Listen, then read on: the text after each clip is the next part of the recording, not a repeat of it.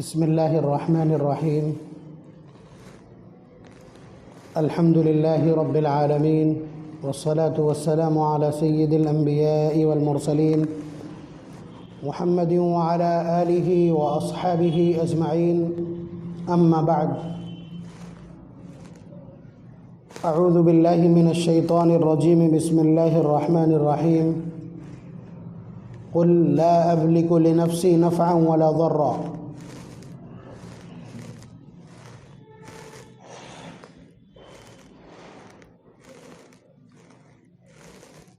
وقال تعالى ومن يشرك بالله فقد حرم الله عليه الجنة ومأواه النار وما للظالمين من أنصار۔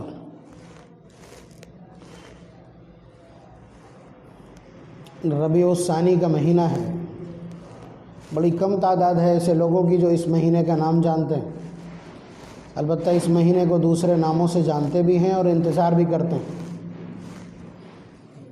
11ویں کا مہینہ،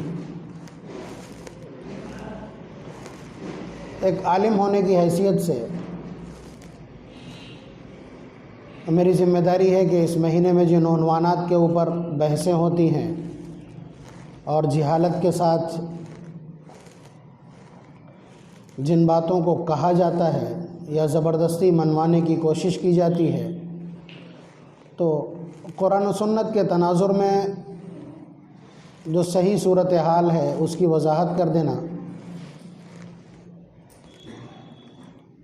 تاکہ امت جہالت سے بچ جائے، لوگ جہالت سے بچ جائیں، معاشرہ جہالت سے بچ جائے۔ اور میری اس سلسلے میں ایک خاص کوشش یہ ہے کہ پریشانی اور تنگی کے دور میں جب اہل ثروت کو یہ چاہیے کہ وہ ان لوگوں کو تلاش کریں کہ جنہیں 2 وقت کی روٹی میسر نہیں آ پا رہی ہے، تنگی کا حال یہ ہے کہ ہینڈ ٹو ماؤتھ ہیں یا وہ کسی کا انتظار کر رہے ہیں، کسی کی راہ تک رہے ہیں، تو ان تک کھانے کا سامان، مدد، صدقات، خیرات، اس کی رقمیں پہنچنا چاہیے۔ لیکن ایسے وقت میں پیسے کو اس طرح کی چیزوں میں لگانا کہ جو نہ صرف یہ کہ جرم ہو بلکہ اس سے بڑھ کر کے ان کے ایمان کے لیے خطرہ پیدا کر دیں، یہ جو باتیں میں اشارات میں کہہ رہا ہوں ابھی بالکل وضاحت کے ساتھ آپ کی خدمت میں عرض کر رہا ہوں۔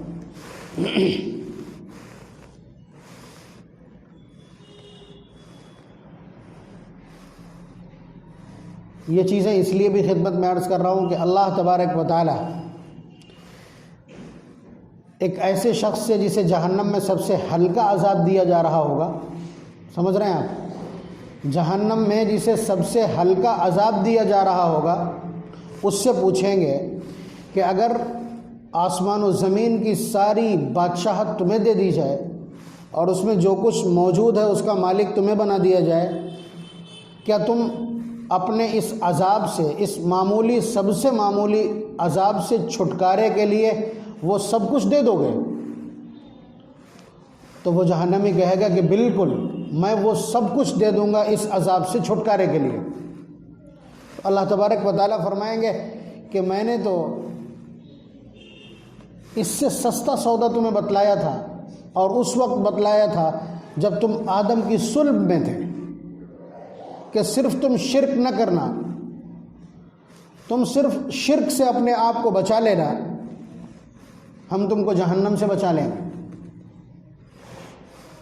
تو اس لیے پیسہ بھی خرچ ہو، ایمان بھی چلا جائے، مشرک بھی کہلائیں، جہنم بھی مقدر ہو جائے، اس طرح کے اندیشے اور خطرات سامنے ہیں، اس لیے اس مضمون کو میں نے چھیڑا ہے۔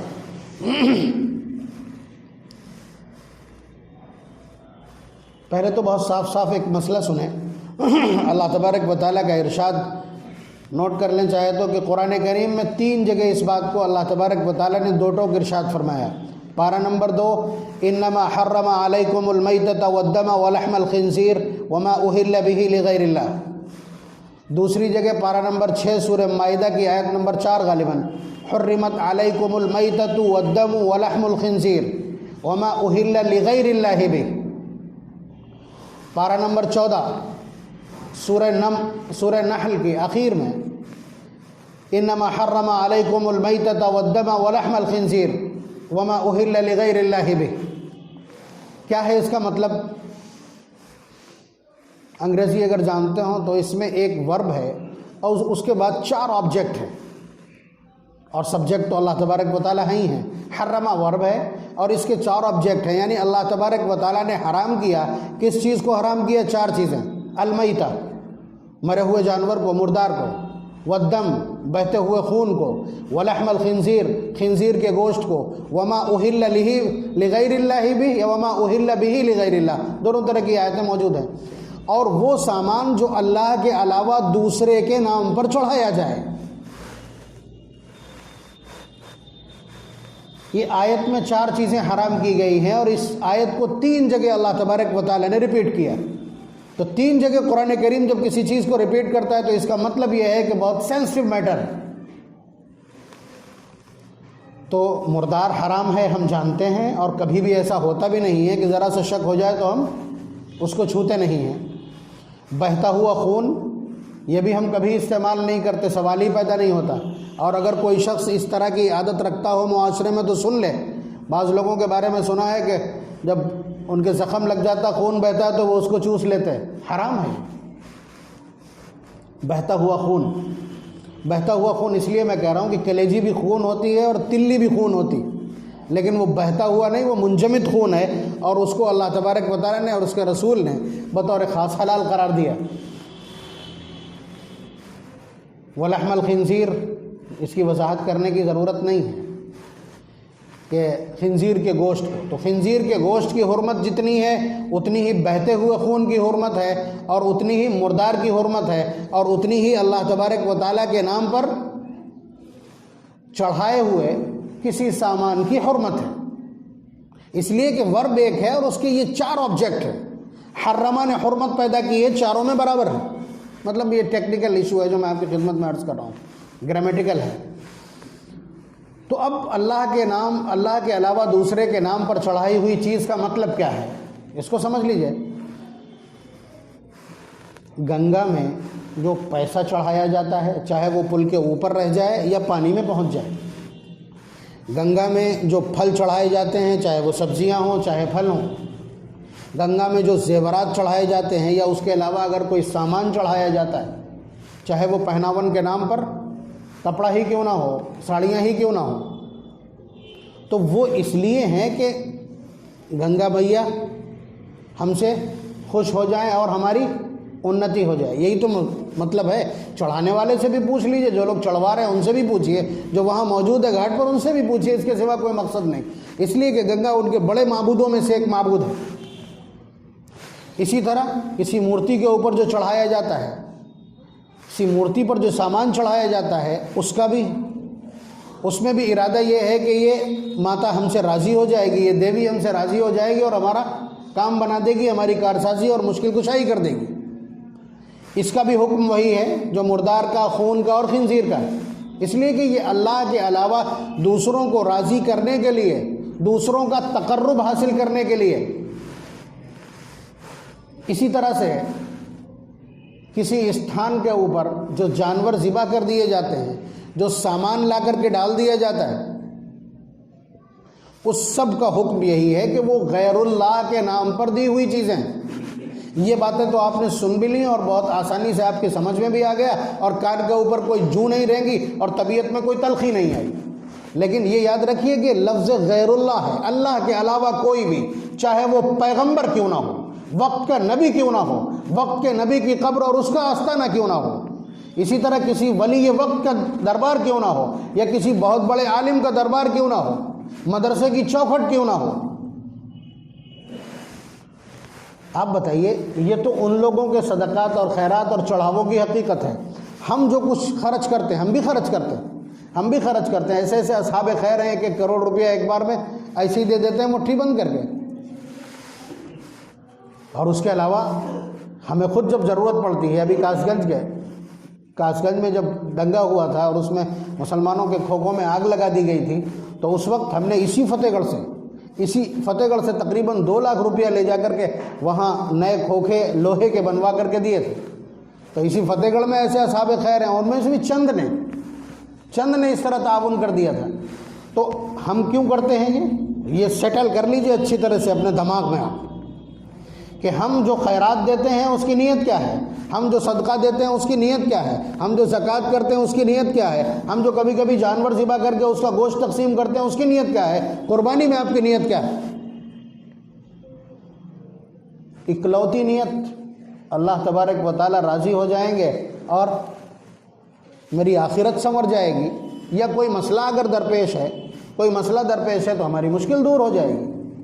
چاہے وہ صدقے کا بکرا ہو, چاہے وہ عقیقے کا بکرا ہو, اور چاہے وہ پیسے ہوں, اور چاہے وہ راشن ہو, چاہے وہ کھانا کھلانا ہو, سب میں آپ کی نیت کیا ہے؟ آپ کی نیت یہ ہے کہ اللہ تبارک و تعالیٰ راضی ہو جائے. ان کی نیت ہوگی کہ گنگا راضی ہو جائے, ان کی نیت ہوگی کہ کالی ماں راضی ہو جائے, ان کی نیت ہوگی کہ فلاں دیوی راضی ہو جائے, فلاں استھان پہ جو موجود ہے وہ راضی ہو جائے, چاہے وہ جن اور بھوت ہو, کوئی بھی ہو. تو یہ ان کا تصور ہے. تو وہاں جو سامان چڑھایا جائے گا, یا اس نام پر, اس ارادے سے, اس نیت سے جو سامان دیا جائے گا, اس کا حکم وہی ہے جو مردار کا ہے, اور جو خون کا ہے, اور جو خنزیر کے گوشت کا ہے. یہ آیت کا مفہوم ہے. اب آپ سمجھ لیجئے, اگر ہم یہ سمجھتے ہیں کہ ہم یہ بریانی 11ویں کی بریانی اس لیے پکا کر کے کھلا رہے ہیں کہ اس سے بڑے پیر صاحب راضی ہو جائیں گے, اور شیخ عبد القادر جیلانی رحمۃ اللہ علیہ راضی ہو جائیں گے, جو بہت بڑے بزرگ ہیں, خدا رسیدہ ہیں, وہ راضی ہو جائیں گے اور ہمارا کام بنا دیں گے, تو پھر اس عمل کا حکم بھی وہی ہے جو گنگا میں پیسے چڑھانے کا ہے, جو استھان پر جانور چھوڑنے کا ہے, اور جو پھول اور مٹھائی مورتیوں پر چڑھانے کا ہے, وہی اس عمل کا حکم ہے. اور وہی اس بریانی کا حکم بھی وہی ہے جو ان چڑھاووں کا حکم ہے, کہ یہ بھی مردار اور خون اور خنزیر کے گوشت کی طرح. اس لیے کہ غیر اللہ کا تقرب حاصل کرنے کے لیے یہ علت مشترک ہے سب میں. یہ قرآن کریم کی آیت کی تفسیر کر رہا ہوں, یہ علت مشترک ہے تمام امور میں, اس لیے حکم بھی یہی ہوگا. لیکن اب یہ مجھے معلوم نہیں, اس لیے کہ اتنا کھود کرید کر کے پوچھا نہیں کبھی کہ اس میں نیت کیا ہوتی. اگر نیت یہی ہے تو حکم یہی ہے, کوئی تبدیلی نہیں آ سکتی, اس لیے کہ مسئلہ منصوص ہے, نص قطعی قرآن کریم کی آیات اور ایک سے زائد جگہ آیات کا یہ مفہوم ہے. آپ تفسیر اٹھا کر کے دیکھیے, مختلف تفسیریں اٹھا کر کے دیکھیے, ما احل بہ لغیر اللہ میں یہی آپ کو ملے گا. اللہ کے علاوہ دوسروں کو راضی کرنے اور دوسروں کا تقرب حاصل کرنے کے نام پر جو رشوت یا جو چڑھاوا دیا جائے, اس کا حکم وہی. پھر اگر کوئی شخص ایسا کرتا ہی ہے, میں کرنے کی دعوت نہیں دے رہا ہوں, میں تو یہ کہتا ہوں کہ آپ رمضان المبارک جتنا خرچ اس وقت ہوگا, رمضان المبارک میں اتنا ہی راشن اکٹھا کر کے غریب روزے داروں کے یہاں پہنچا دیجئے. مہینہ بھر تک آپ کے کھانے سے افطار اور سحری ہوگی, اب بادشاہ ہو جائیں گے. اور اس وقت جب آپ 11ویں کی دعوت کریں گے تو ظاہر سی بات ہے انہی کو بلائیں گے جو ولیمے میں آتے ہیں, جو عقیقے میں آتے ہیں, جو بیٹی کی شادی میں آتے ہیں. تو کہنے کا حاصل یہ ہے کہ اصل میں امت کے اندر یہ تعامل رہا ہے کہ مختلف طریقے ہیں اپنے مردوں کو, یا جنہیں ہم ثواب پہنچانا چاہتے ہیں, ایصال ثواب کو مختلف طریقے. مثلا جن چیزوں کا بھی آپ کو ثواب ملتا ہو, ان چیزوں کا ثواب آپ دوسروں کو بھیج سکتے ہیں. مثلا نفل نماز آپ پڑھتے ہیں, اس کا ثواب آپ کو آنے والا. 2 رکعت نماز پڑھی, اللہ سے دعا کی کہ اللہ یہ ثواب جو مجھے ملنے والا ہے یہ میرے فلاں کو پہنچ جائے. قرآن کریم کی تلاوت کی آپ نے, یا قرآن کریم مکمل کیا, سورہ یاسین پڑھی, جو کچھ بھی چاہا پڑھا, اور اس کے بعد اللہ تعالیٰ کی بارگاہ میں بار الہ یہ ثواب اس تلاوت پر جو مجھے ملنے والا تھا یہ فلاں کو پہنچا دیجئے, فلاں کے نام عمل میں منتقل کر دیجئے. بس اسی کا نام ایصال ثواب ہے. اور یہ بھی سمجھ لیجئے ٹھہر کر کے کہ ہم نے دیکھا یہ ہے کہ کسی کا انتقال ہو جاتا ہے, لوگ قرآن کریم پڑھتے ہیں, تسبیحات پڑھتے ہیں, کلمہ اکٹھا کرتے ہیں, ٹھیک ہے, کسی نے سورہ یاسین پڑھ لی, وہ سب اکٹھا ہو گئی, وہ بورے میں بھری جا رہی ہیں. اب اس کے بعد میں کسی کو بلایا جائے گا اور اس میں یہ پتہ نہیں تماشا کہاں سے آیا, 5 طرح کی 5 رنگ کی مٹھائی 5 طرح کے پھل، 5 طرح کے کھانے، یہ رکھ کر کے پھر اس کے بعد بخشا جائے گا۔ یہ کسی چیز کو سوانگ اور ڈھونگ بنانے کا ایک طریقہ ہو سکتا ہے، یہ کھانے والوں کا، یہ چڑھاوا وصول کرنے والوں کا اسٹنٹ ہو سکتا ہے۔ نبی اکرم صلی اللہ علیہ وسلم کی پوری زندگی، جس نبی نے پتھر باندھ کر کے زندگی بسر کی ہو، جس کے یہاں 2 مہینے چولہا نہ جلا ہو، اس کی امت عبادت کے نام پر، ایصال ثواب کے نام پر 5 طرح کے کھانے، 5 طرح کی مٹھائیاں اور 5 طرح کے پھلوں کا مطالبہ کرے، بہت عجیب لگتا ہے۔ یہ کہیں سے امپورٹ کیا ہوا۔ تو نبی اکرم صلی اللہ علیہ وسلم کی پوری زندگی اس طرح کے عمل سے خالی ہے، اس لیے کہ آپ سے پہلے بدر میں شہید ہوئے، اور اس کے علاوہ شہدائے احد ہیں، اس کے علاوہ کچھ لوگ فتح مکہ میں، اور کچھ لوگ غزوہ حنین میں، غزوہ خیبر میں کچھ لوگ شہید ہوئے، لیکن کسی کے لیے نبی اکرم صلی اللہ علیہ وسلم نے اس طرح کا کوئی عمل نہیں کیا، بلکہ قبر کے پاس بیٹھے ہیں، جیسے ہی دفن کیا تو فرمایا قد ضم ضمۃ، کہ تمہارے اس بھائی کو قبر نے زور سے بھینچ لیا ہے، ٹھیک ہے۔ پھر اس کے بعد سبحان اللہ پڑھا بہت دیر تک، الحمدللہ پڑھا بہت دیر تک، اللہ اکبر پڑھا بہت دیر تک، اور پھر اس کے بعد فرمایا ثم فرج فرجتاً، کہ تمہارے اس پڑھنے کی وجہ سے اللہ تبارک و تعالیٰ نے اس تنگی سے تمہارے اس بھائی کو رہائی عنایت کر دی۔ اب ظاہر سی بات ہے فوراً ضرورت ہے، قبر میں جاتے ہی ضرورت ہے، لیکن اس کے لیے اکٹھا کیا جا رہا ہے، پھر اس کے لیے اس گھر کے لوگوں کو مجبور کیا جائے گا کھانے کا انتظام کرو، تب ہم تمہیں کلمے لا کے دیں گے، تب ہم تمہیں قرآن لا کے دیں گے، تب ہم اپنا پڑھا ہوا تمہارے حوالے کریں گے، جب تک کھانا نہیں کھلاتے ہو اس وقت تک کچھ نہیں ملنا۔ ولیمے میں اور لڑکی کی شادی میں پیسے لکھے جاتے ہیں، اور 40ویں اور 30 میں یہ قرآن اور کلمے لکھے جاتے ہیں، تو پھر یاد رکھیے گا، مطلب یہ آل اوور ہے، جس عبادت پر اجرت لے لی جائے اس کا ثواب اس شخص کو ہی نہیں ملتا، وہ کنوے کیا کرے گا؟ مثلا کسی آدمی کو ہم نے اپنے گھر پہ لگا دیا کہ روزانہ 40 دن تک سورہ یاسین پڑھنا، ہم 1000 روپے آپ کو دیں گے، یہ ثواب اس شخص کو بھی نہیں ملے گا جو پڑھ رہا ہے۔ تمام مکاتب فکر کا فتویٰ ہے، یہ میرا اپنا نہیں، کہ اس شخص کو بھی اس کا اجر نہیں ملے گا، وہ کنوے کیا کر سکتا ہے، وہ بھیج کیسے سکتا ہے؟ یہی حال ان لوگوں کا بھی ہے جو اپنی دکانوں پر سورہ بقرہ پڑھانے کے لیے حفاظ کرام کو لگا لیتے ہیں اور طے کر لیتے ہیں، وہ ثواب ہی ان کو نہیں ملے گا، اس سے برکت آپ کے گھر میں کیا ہو سکتی؟ پہلے آپ دے نہیں سکتے ہیں، طے آپ ضرور کریں گے، اس لیے کہ اس سلسلے میں بہت 2 ٹوک الفاظ ہیں حضور کے، کہ اقرأوا القرآن ولا تأکلوا بہ، یہ قرآن کریم کے ذریعے سے کھانا پینا، روزی اور دولت تلاش مت کرو۔ آپ سمجھیے کہ قرآن کریم پڑھانے پر بھی ابتداءً ناجائز کا فتویٰ تھا، لیکن اب مجبوری یہ ہے کہ قرآن کریم کی تعلیم فوت ہو جائے گی، کسی کے پاس فرصت نہیں، یہاں بیت المال بھی نہیں، اس طرح کا انتظام بھی نہیں، اس لیے اس کے جواز کا فتویٰ دیا گیا۔ بہرحال میں نے کیا کہا، میں بتلا رہا ہوں، اللہ تبارک و تعالیٰ کے علاوہ کسی دوسرے کے نام پر چاہے بریانی ہو، چاہے مٹھائی ہو، چاہے پیسہ ہو، چاہے جانور ہو، اگر یہ کہہ کر کے یہ سب کچھ کیا جاتا ہے کہ اس سے فلاں بزرگ راضی ہو جائیں گے اور ہمارا کام بنا دیں گے، تو اس تمام سامان کا حکم وہ ہے جو مردار کا حکم ہے، جو بہتے ہوئے خون کا حکم ہے، جو خنزیر کے گوشت کا حکم ہے۔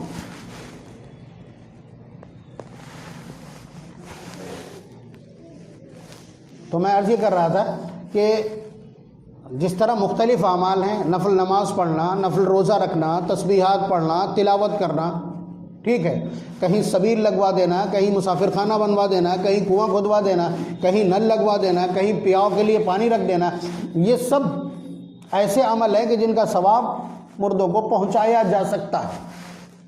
اسی طرح سے ایک عمل ہے کہ اگر آپ کسی غریب کو کھانا کھلاتے ہیں، آپ نے دیکھا کہ کوئی ہوٹل کے باہر بیٹھا ہے اس انتظار میں کہ کوئی صاحب خیر آئے اور مجھے کھانا کھلا دے، تو آپ نے اس کو کھانا لے کر کے دے دیا، اب آپ اس وقت ترنت نیت کر سکتے ہیں کہ اللہ اس کا جو اجر ہے وہ میرے والدین کو پہنچا دیجیے، پہنچے گا۔ اسی طرح سے اس مہینے میں اگر کوئی شخص کھانا پکا کر کے کسی کو دے دیتا ہے، یا پورے سال میں کبھی بھی کسی کو کھانا پکا کے دے دیتا ہے، اور وہ یہ نیت کر لیتا ہے کہ یہ حضور کی بارگاہ میں پہنچ جائے، یا کسی صحابی کی خدمت میں، یا تمام صحابہ کی خدمت میں پہنچ جائے، کسی ولی وقت کی خدمت میں پہنچ جائے، کسی استاذ کسی شیخ کے خدمت میں پہنچ جائے، یا میرے والدین کی خدمت میں پہنچ جائے تو پہنچ جائے گا۔ لیکن اگر آپ اس کے لیے ٹائم فٹ کرتے ہیں، مثلا کہ 11 تاریخ کو ہم بریانی پکا کر کے ایصال ثواب کریں گے بڑے پیر صاحب کے لیے، تو آپ سے سوال ہوگا کہ آپ نے ٹائم باؤنڈیشن کہاں سے لیا؟ یہ وقت کی تعیین کے اسی دن آپ کو بھیجنا ہے، یہ آپ کہاں سے لائیں؟ اس سلسلے میں اس کو بدعت قرار دیا جائے گا، یہ غلط ہے۔ یا اس کا نام یہ رکھ لینا، یہ بھی غلط ہے، یہ بھی بدعت ہے۔ میں اس لیے یہ باتیں عرض کر رہا ہوں کہ اگر اس طرح چھوٹی چھوٹی باتوں پر حضرات علماء کرام نے پچھلے 1450 سال سے پہرا نہ دیا ہوتا تو اب تک یہ پچھلے دینوں کی طرح چونچوں کا مربع بن گیا ہوتا اور اسے ملی امیٹ کر دیا گیا ہوتا۔ جس طرح تورات کی تعلیمات کل عدم ہو گئی، جس طرح انجیل کی تعلیمات آج ایک بھی محفوظ نہیں، اور جس طرح سے ان کے جو دھرم گرنتھ ہیں ان کو خاک میں ملا دیا گیا، اسی طرح سے یہ سب کچھ ہو جاتا ہے۔ لیکن اس پر اللہ نے پہرے دار بٹھائے، خود انہوں نے انتظام کیا ہے کہ اس کو محفوظ رکھنا ہے۔ اب محفوظ رکھنے کے لیے جن افراد کا وہ استعمال کر رہے ہیں انہی کو علماء کرام کہتے ہیں۔ مجھے کتے نے نہیں کاٹا ہے، اگر میں اس کی حمایت کر دوں تو ظاہر سی بات ہے 2-4-10 دعوتیں مہینہ بھر میں ہو ہی جائیں گی، بھلا ہو جائے گا۔ لیکن مسئلہ یہ ہے کہ یہاں بھلا کر لینے سے کیا ہے، جسم بڑھا لینے سے، جب قیامت کا منظرنامہ ہماری تقدیر بدل دے۔ تو اس لیے گزارش یہ ہے کہ اگر کوئی شخص ایسا کرتا بھی ہے تو اس کے لیے اپنی یہ نیت درست کرنا کہ غریبوں کو ہم کھانا کھلا رہے ہیں تاکہ اس کا ثواب فلاں کو پہنچ جائے، ٹھیک ہے، لیکن اس کے باوجود اس مہینے کی تعیین کا سوال اس کے ذمہ باقی رہے گا۔ لیکن فائدہ اس کا یہ ہو جائے گا کہ کم از کم اس کا یہ کھانا خنزیر کے گوشت کے برابر یا مردار کے برابر یا خون کے برابر نہیں ہوگا، اگر وہ ما اہل بہ لغیر اللہ کی کیٹیگری میں نہیں آتا۔ پھر اس کے بعد اس سے سوالات ہو سکتے ہیں کہ یہ بدعت کہاں سے لائے ہو کہ آپ اسی مہینے میں یہ کھانا کھلواؤ گے اور بریانی ہی آپ کھلواؤ گے اور صرف فلاں کے نام کی ہی کھلواؤ گے۔ 11ویں ہوتی ہے، چھٹی نہیں ہوتی۔ جبکہ شیخ عبد القادر جیلانی رحمۃ اللہ علیہ کبھی بھی ہندوستان میں تشریف نہیں لائے۔ اس کے علاوہ یہ کہ ہندوستان پورا کا پورا حنفیوں کا ہے اور وہ خود حنبلی ہیں مسلک کے اعتبار سے، ہم فالو بھی نہیں کر سکتے ان کو۔ خواجہ اجمیری جنہوں نے آ کر کے ہندوستان کی تقدیر بدلی ہے، یہاں کے کفر کو پلٹ کر کے اور ایمان سے متعارف کروایا، ایک ایک سفر میں 90 لاکھ لوگوں نے ایمان قبول کیا، ان کے نام پر کہاں ہے بریانی؟ یہ بھی ایک عجیب طرح کی صورتحال ہے کہ بزرگ بھی تقسیم ہو گئے ہیں، سلسلے بھی تقسیم ہو گئے ہیں۔ یہ بھی ایک مشکل سے سوال ہے آپ کی خدمت میں۔ بہرحال میں عرض یہ کر رہا ہوں کہ اس طرح کی صورتحال۔ آخری بات میں عرض کر رہا ہوں کہ اب یہ بات کہنے کے بعد کچھ لوگ ایسے بھی ہو سکتے ہیں جو میرے اوپر یہ ٹھپا لگا دیں کہ یہ تو ولیوں کو مانتے ہی نہیں، ٹھیک ہے، یہ ٹھپا لگ جائے گا۔ تو ماننے کا جہاں تک تعلق ہے، اسلام میں ماننے کے سلسلے میں جو ماپدنڈ ہیں، جو اس کی کسوٹی اور اس کا معیار ہے، وہ بالکل دو ٹوک ہے۔ اللہ تبارک و تعالیٰ کو ماننے کا مطلب اللہ تبارک و تعالیٰ کے حکم کو ماننا، ورنہ کون ہے لال ایسا، کس مانے جنا ہے جو اللہ کو نہ مانے اور نہیں مانتا تو بتائے پھر موت کس کے حکم سے آتی؟ تو کوئی ہے ہی نہیں جو اللہ کو نہ مانتا ہو۔ لیکن اللہ تبارک و تعالیٰ کے احکامات کو ماننے والا مومن اور مسلمان کہلاتا ہے۔ اسی طرح نبی کو ماننے کا مطلب نبی کی ماننا، یعنی نبی اکرم صلی اللہ علیہ وسلم کے لائے ہوئے دین کو ماننا۔ والدین کو ماننے کا مطلب ان کی فرما برداری کرنا، اطاعت کرنا اور ان کی خدمت کرنا۔ جو شخص ایسا نہ کرے وہ والدین سے محبت کرنے والا، اسے ماننے والا نہیں کہلائے گا۔ استاد کی ماننا، استاد کے ماننے کا مطلب اس کا دیا ہوا سبق یاد کرنا، سلیبس کلیئر کرنا۔ تو اسلام میں ماننے کا مطلب جس سے عقیدت ہے اس کی ماننا۔ تو اس کا یہاں ولیوں کو ماننے کا مطلب بھی یہ نہیں ہے کہ ان کے نام پر فلاں دن میں مٹھائی بانٹ لینا، کھا لینا، فلاں دن میں بریانی پکا لینا، 5 طرح کے پھل، 5 طرح کی مٹھائیاں اور 5 طرح کے سالن اکٹھا کر لینا، یہ ان کو ماننا نہیں ہے۔ بلکہ ان کو ماننے کا مطلب یہ ہے کہ ان کا جو ایثار ہے، ان کی جو قربانی ہے، ان کی جو محنت ہے، ان کی جو بے باکی ہے، ان کی جو جرأت ہے، اور احقاق حق کے لیے اور تبلیغ دین کے لیے جو ان کی سوز ہے اور ان کا جو ایفرٹ ہے، ان کی جو کوشش ہے اس کو اپنانا. جب تک ان کے طریقے کو نہیں اپنایا جائے گا ملت کا بھلا نہیں ہوگا، معاشرے میں تبدیلی نہیں آئے گی. اور ہم کو ضرورت ہے اس وقت معاشرے کو پلٹنے کی اور معاشرے کو تبدیل کرنے کی. یہ چڑھاوے والوں کا اسٹنٹ ہو سکتا ہے جنہیں کھانا پینا ہو، لیکن ان کے سیرت اور کردار کو چھپا کے رکھنا یہ ملت کا بڑا نقصان ہے. اللہ تبارک و تعالی ہم سب کو سمجھ عنایت فرمائے، بصیرت عنایت فرمائے، اطاعت اور فرمانبرداری کا مزاج عنایت فرمائے، اور اسلام کی جو بنیاد ہے اس کے تمام امور کو سمجھنے کی توفیق مرحمت فرمائے. وآخر دعوانا ان الحمد للہ رب العالمین.